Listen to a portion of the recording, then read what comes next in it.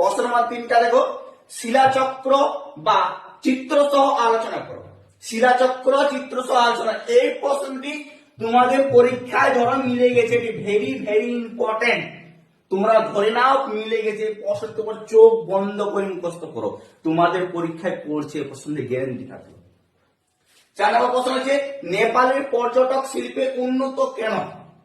নেপালের প্রধান নদীর নাম লেখো। এই প্রশ্নটিও অনেক বেশি ইম্পর্টেন্ট, একটি প্রশ্ন কিন্তু মিস করবে না। পরীক্ষার নিয়মে বেটে যেটা মিস করবে সেটাই করবে।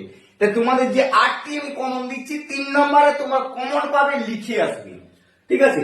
5 নম্বর হচ্ছে, অভিসারী ও অপসারী সীমাপাত কি তা চিত্র সহ আলোচনা করো বা পার্থক্য দিয়ে দিতে পারে, এটা বেশিরভাগ পার্থক্য দেয়, ঠিক আছে।